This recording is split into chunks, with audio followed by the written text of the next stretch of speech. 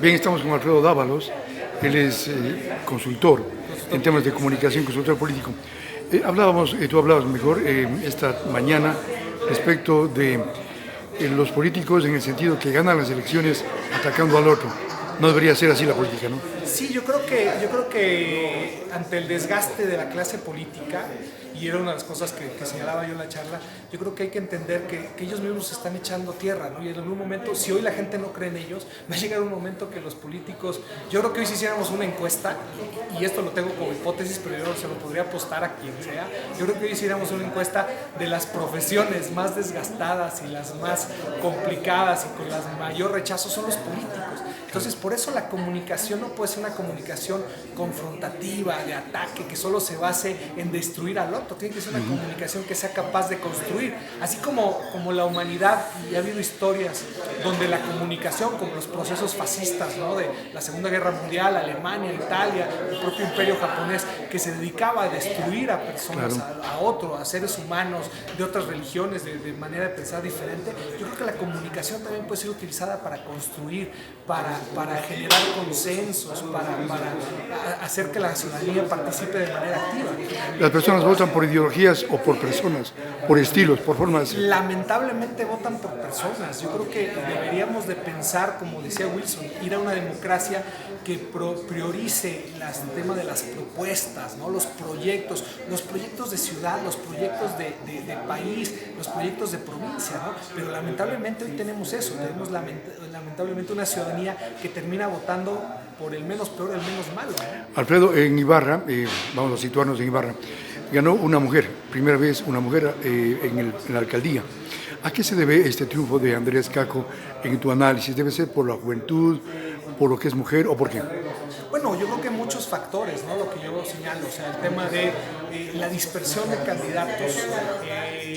Yo creo que un tema también es importante entender el desgaste de la clase política, y yo creo que ante este desgaste, ante esta multiplicidad de candidatos, existió también mucha dispersión, y hay que entender que los dos candidatos que quedaron prácticamente en empate técnico, porque la diferencia fue muy poca, hoy tienen que asumir y entender que tienen que gobernar para toda la ciudadanía, no solo gobiernan para ese 33% que les votó, o sea, gobiernan para el 100% de ibarreñas y ibarreños. Tú decías que se debe comunicar eficientemente porque si no se comunica no existe la gestión. Correcto, pero a veces se piensa que la comunicación es el problema y va mucho más allá. Sin gestión no hay comunicación. Cuando la gestión es la que falla, cuando hay elementos que empañan una gestión, cuando no hay decisión, que lo decíamos, ¿no? Cuando los gobernantes no deciden, no toman decisiones, se cree que la comunicación es la solución, y no es cierto. Cuando se hace comunicación de una mala gestión, lo único que hace es hacer notar esa mala gestión. O sea, hay que comunicar lo positivo, hay que comunicar, como yo decía, esa identidad, ese orgullo, ese tema que involucra a la ciudadanía. ¿Por qué ganó en Quito Jorge Ayunda y en Pichincha Lorena Pavón, que es precisamente de Ibarra? Paola Pavón. Paola, perdón. Sí, yo creo que nos demostró lo que yo también decía en la charla, entender que Rafael Correa no está muerto, andaba de parranda. Terminó, primero, la dispersión que existió, ella gana con el 18% de la votación. Claro. Entonces hoy nos demuestra que un candidato correísta pues es fuerte, ¿no? Ya. Y el actual alcalde Jorge Yunda, lo mismo, ¿no? Yo creo que aprovechó ese descontento hacia la clase política.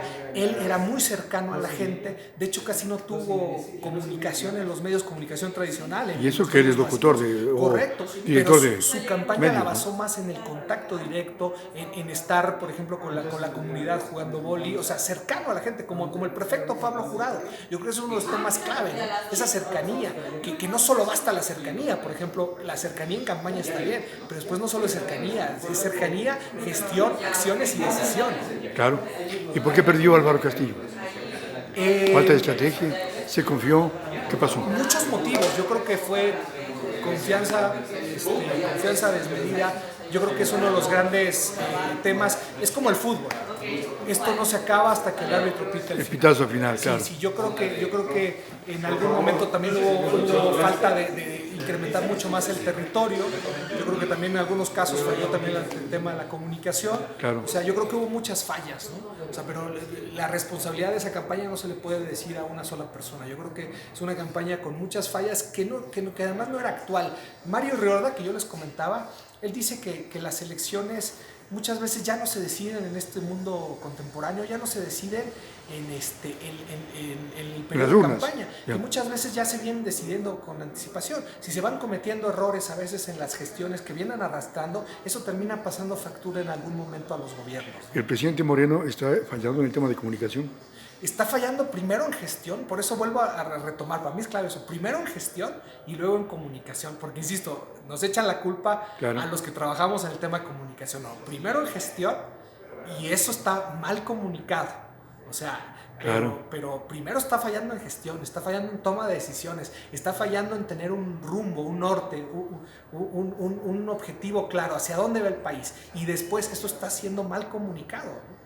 Y los chistes que él se lanza sí afectan a su gestión, a su imagen de un estadista. Totalmente. Por ejemplo, esto del monito emprendedor, ¿no? Sí, yo creo que hay que reconocer, y me parece interesante la pregunta porque me acaba de entrevistar un medio de Guayaquil en estos días, y me hacía también la misma pregunta. Yo creo que lo que hay que reconocer es que más allá del desatino en el comentario, tuvo la capacidad, como todo ser humano, de pedir disculpas, ¿no? De reconocer. Sí.